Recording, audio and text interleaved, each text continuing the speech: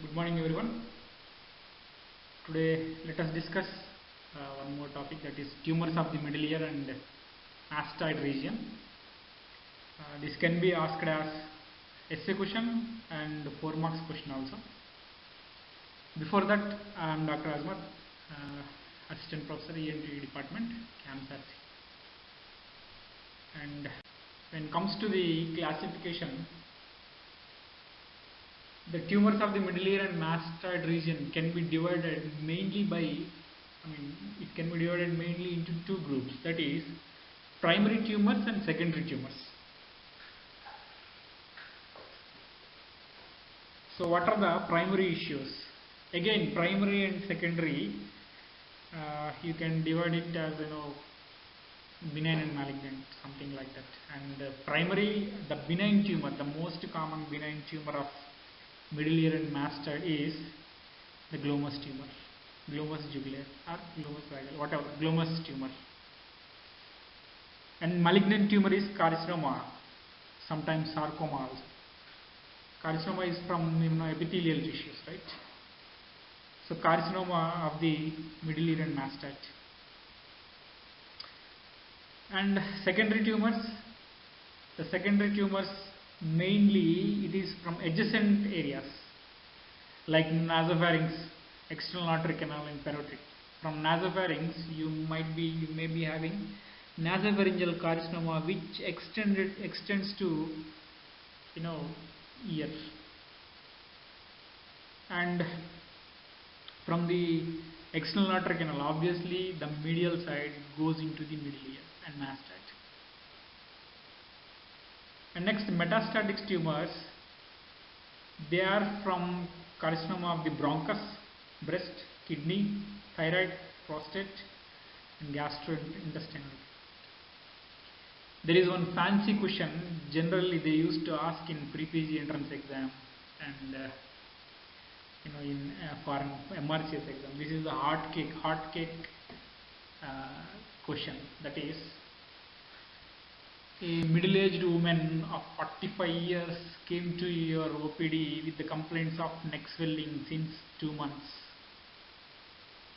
At the same time, she has a synchronous tumor of temporal bone, a pulsatile temporal bone tumor which is bony hard. She presented to your OPD.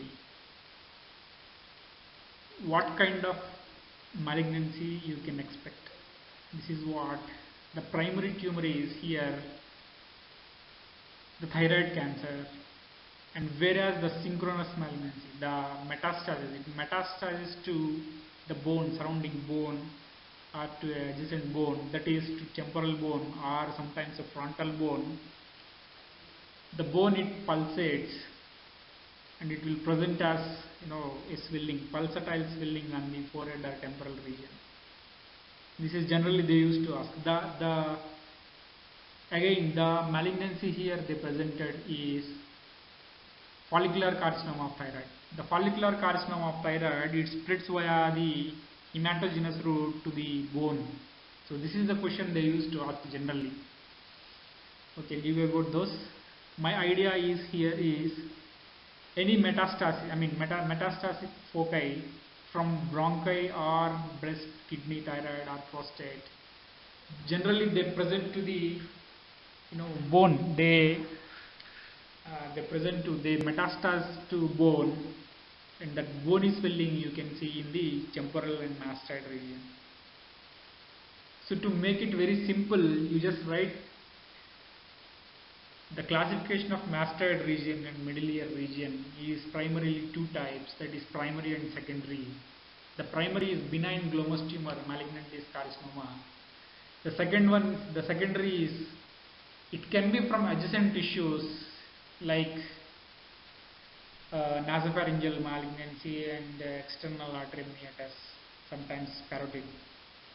And metastasis from the distant tissues like thyroid, prostate, kidney, breast, among which breast is most common. It produces osteolytic lesions to the bone. Breast is most common. and you can see, from prostate and the gastrointestinal tract also. So this is how you should write the classification first. Here the area of interest is, and today's topic also, it is the glomus tumor. So in this class I will explain what is glomus, why it comes, how it comes, where it comes, and if it comes what you should do and how you diagnose. Let us start our main lecture. That is glomus tumor. This is most common benign tumor or benign neoplasm of the middle ear and mastoid region. Okay, and it origins from the glomus bodies. Okay, what is glomus bodies? Glomus bodies it resembles the carotid body in the structure and found in the dome of the jugular bulb and on the promontory. So it means, it is connected to ninth cranial nerve. Whatever the ninth cranial nerve which supplies to the ear is also called as Jacobson nerve. So it is connected to Jacobson nerve. Okay. So what is the function of carotid body? Whenever you have hypovolemia or whenever you have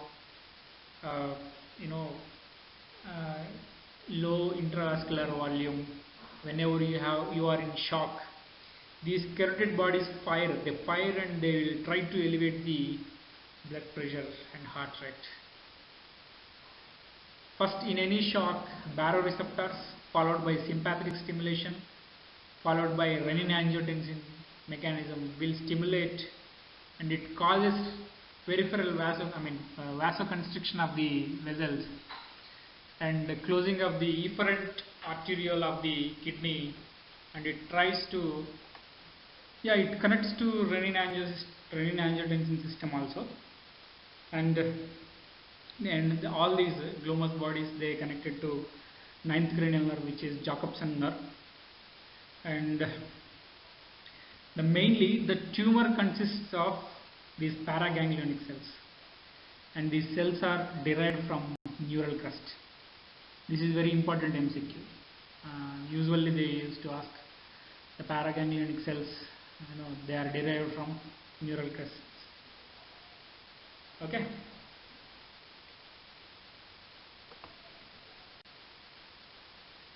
And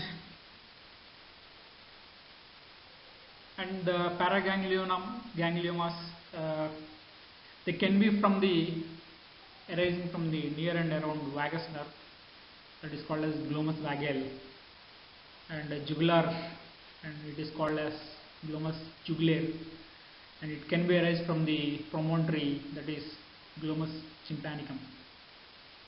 Okay.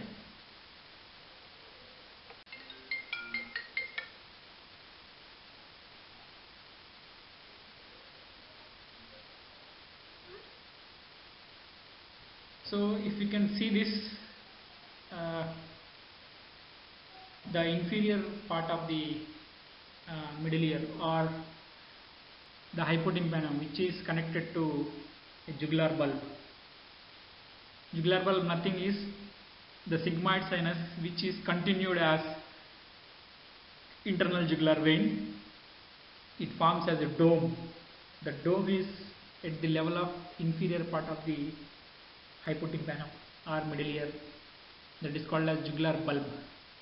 Here on the jugular bulb we have you may get these glomus bodies, glomus tumors, and at the same time it may cause in and around the vagus nerve, and all these cranial nerves and internal 9th, 10th, 11th and 12th cranial nerves and these internal jugular vein, they pass through the canal called as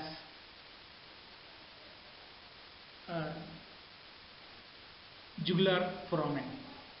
Okay, it passed through the jugular foramen. So whatever the tumor arising from these areas, it may affect the structures that comes from the jugular foramen.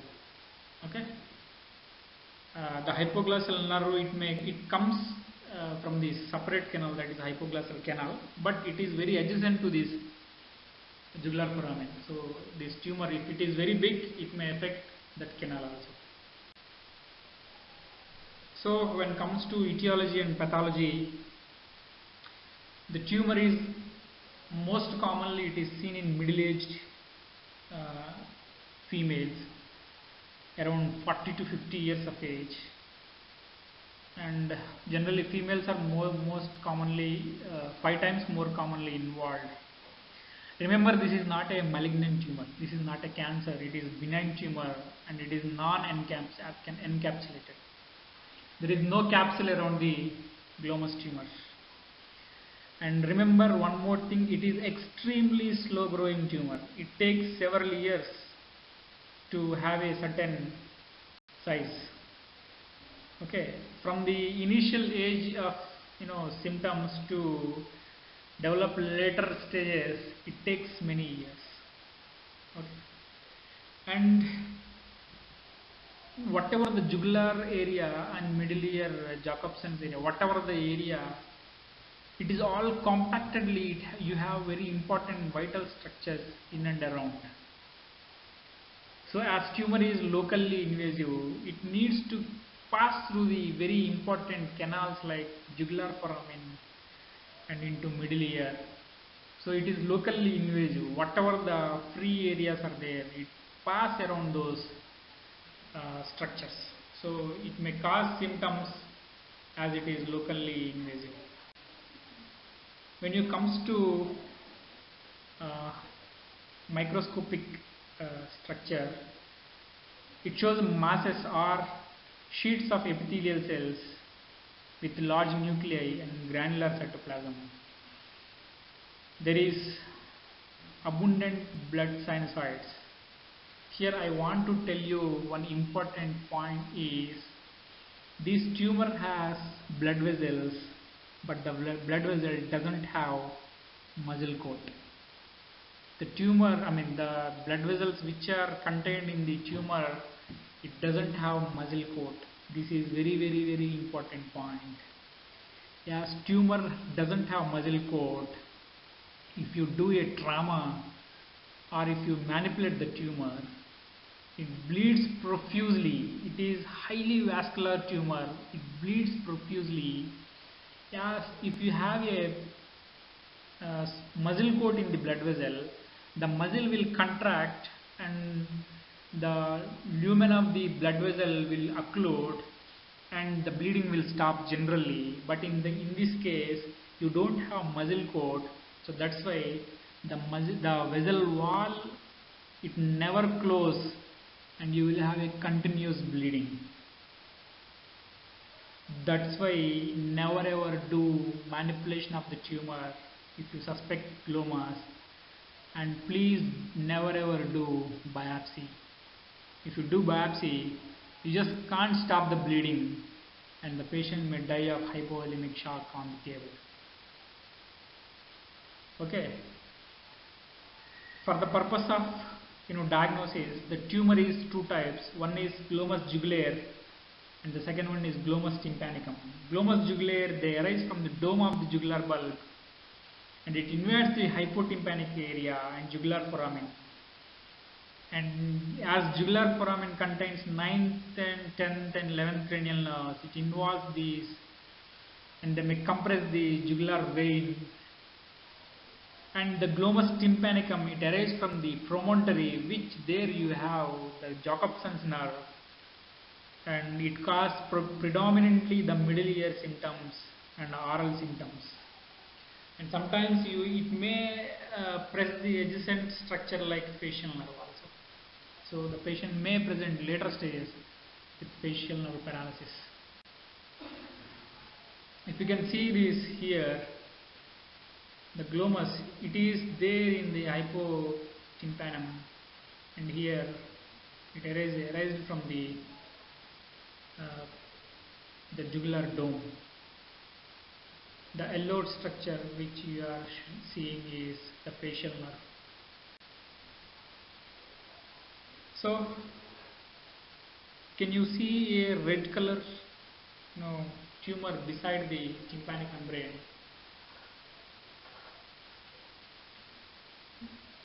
This is a very important sign that is called as rising sun sign. As you can see, a rising sun, it comes from below to above. Here also from the promontory or from the hypotympanic, the tumor goes upside. So you will see a red color like sun, it is called as a rising sun sign. This question is very important, MCQ question. The rising sun sign is shown in glomus tympanicum.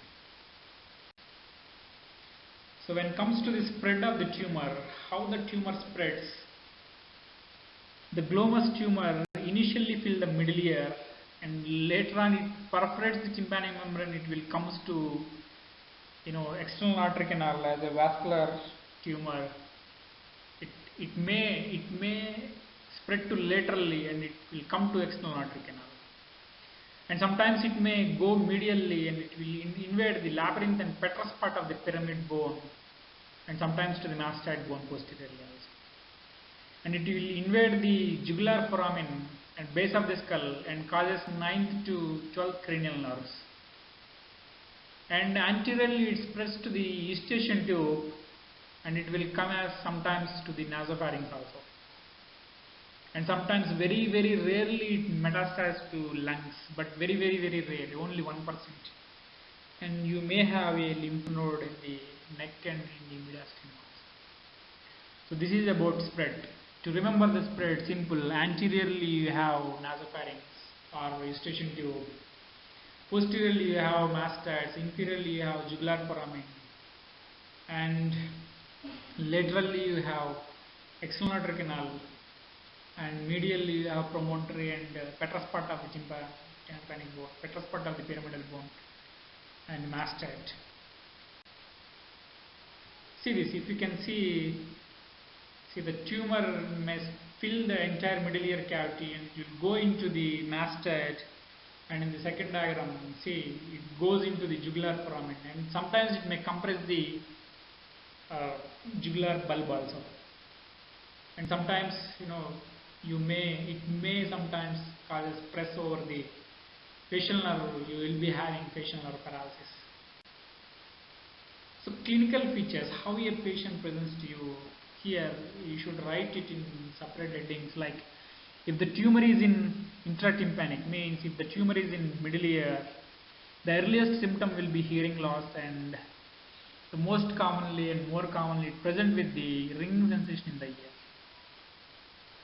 As the tumor is in middle ear, so we will be having obviously the conductive type of hearing loss, and the tinnitus is pulsatile and swishing character. The swishing character of the tinnitus is seen in A, B, C, D. The answer is glomus. Okay, the tinnitus is pulsatile, and if you can press over the carotid, the tinnitus the pulsations will be, you can stop. So that is called as Aquino sign. Okay, right. And one more important sign I want to tell you, that is Brown sign. What is Brown sign? If you put a seagull speculum in the ear and if you give a pressure over the tumor pulsates very rapidly and then blanches. If you release the pressure and tumor blanches and then it pulsates very vigorously. So that is called as Brown sign. Brown sign is seen in A, B, C, D. Again it is very important MCQ. The rising sun sign is also seen in glomus tumor. It is also very important MCQ. And if the tumor is present as polyp, in addition to the hard of hearing, in addition to the ringing sensation in the ear, the patient may come to you with giddiness or vertigo and facial paralysis. And if you try to manipulate, or if a patient try to manipulate with any external object in the ear, it bleeds profusely. When I joined in Kamini in very early days, 4 years back ago, A patient came to me, to the casualty. With the keychain, he manipulated the ear and bleed start. He came from around 200 kilometers. After coming to the casualty, somewhere some doctor packed the ear, and I removed the pack, and I have seen again he is still bleeding.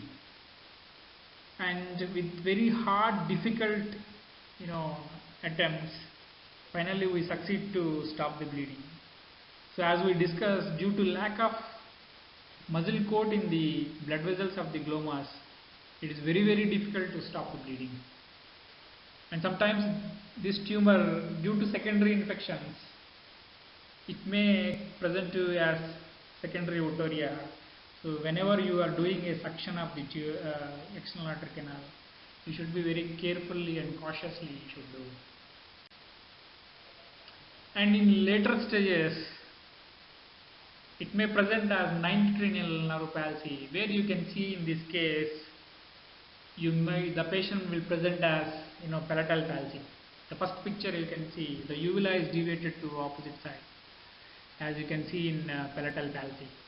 The second picture where you have unilateral card paralysis, and the patient may present with sometimes difficulty for swallowing and change in voice and choking spells while having food. All these symptoms it related to vagus nerve, and you should suspect that the vagus nerve palsy and the tumor has eroded the jugular foramen. And the third picture shows there is a tongue deviation to opposite side. It means that the tumor has eroded the hypoglossal canal and it eroded the hypoglossal nerve.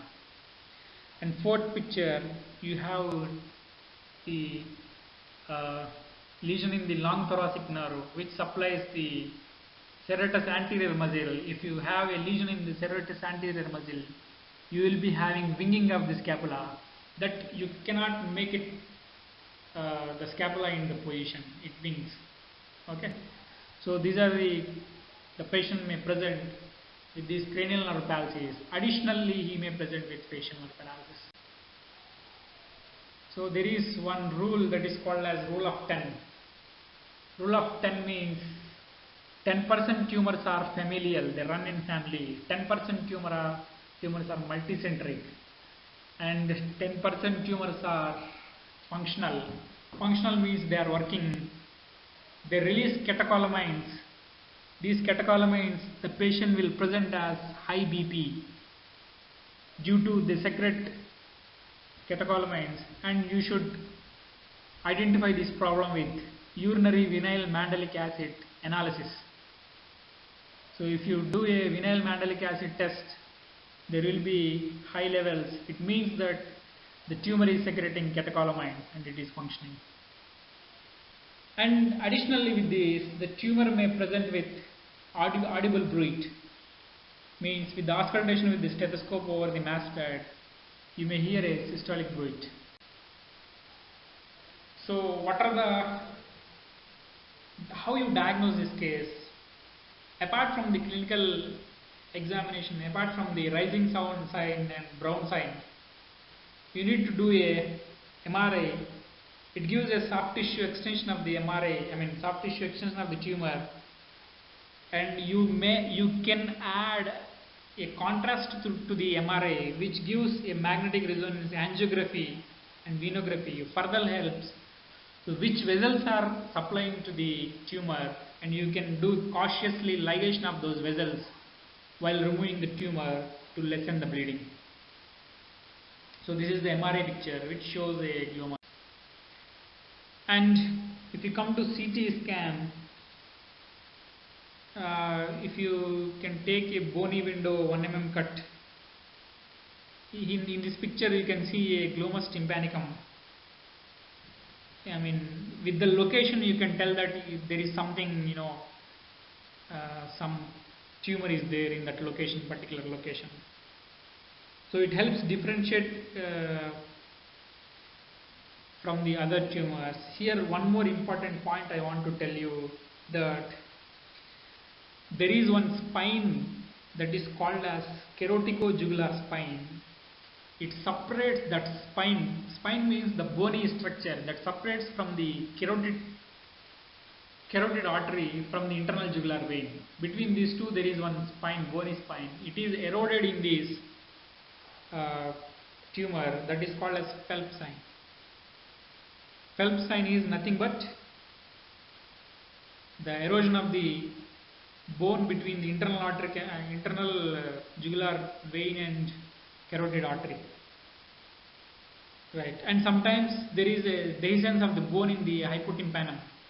So the jugular bulb, whatever, it protrudes into the middle ear cavity. While doing surgery, you may accidentally injure, and you will have, festival while doing the surgery.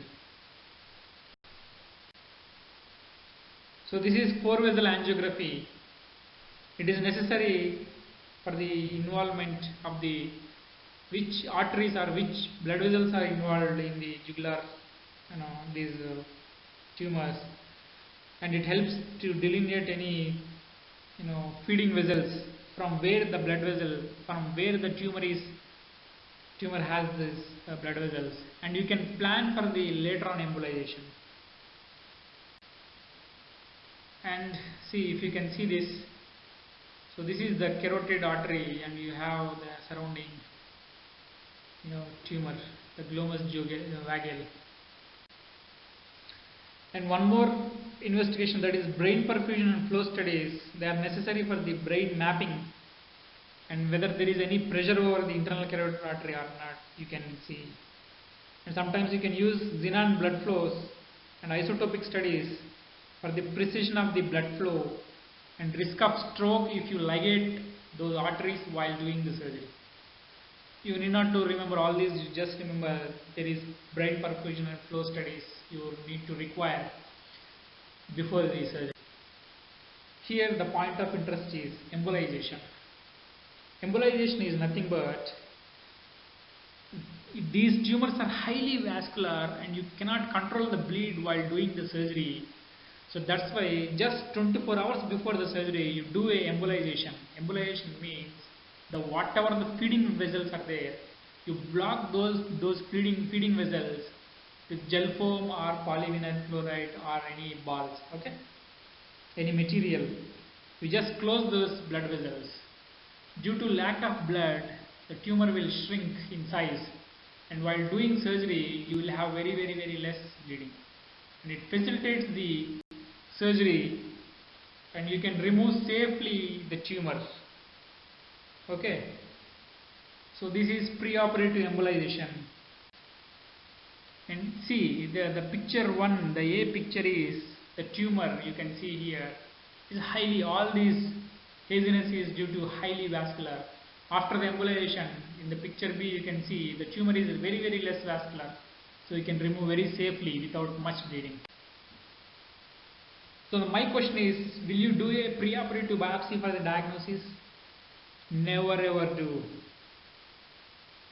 You should proceed for the surgery with the clinical and radiological features only, but don't do the biopsy. If you do the biopsy, as the tumor is very vascular and tend to bleed profusely, and sometimes you may injure the carotid also, so it is life threatening for the patient and career threatening for you also.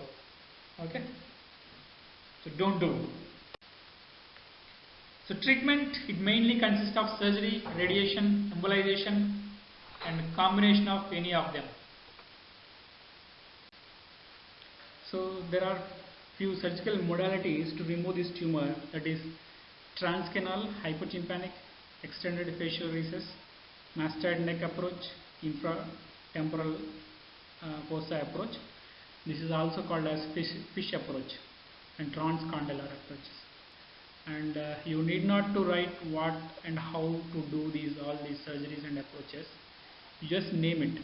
So 1, 2, 3, 4, 5, 6. At least you should write these 6 names in the exam. As I expect this is a long question. So everyone, they expect you to write all these approaches for the surgery. So transcanal, if the tumor is limited to only to middle ear, and you can remove with the transcanal approach, and it is best suited when the tumor is limited to middle ear only. And with the tympanotomy, just open the middle ear, give an incision, lift the flap and find out and remove it. Hypotympanic approach, where it is suited for the tumors limited to promontory with extension into hypotympanum, and the superior based flap, just remove the or take the hypotympanic flap and remove the tumor. Just you name how to do, you need not to remember all those points, just you name that there is one approach that is hypotympanic. And one more thing, the facial recess. What is facial recess means? Between the chorda tympani and facial nerve, you go into the middle ear and you extend that middle ear part into the hypotympanic side. So with that you can approach where the extended facial recess, where between these facial nerve and between the chorda tympani, you just make space and go inside the middle ear, and from that extend inferiorly to the hypotympanum, and best suited for the tumors of the jugular bulb. And another approach called transcondylar approach. You just lift the condyle of the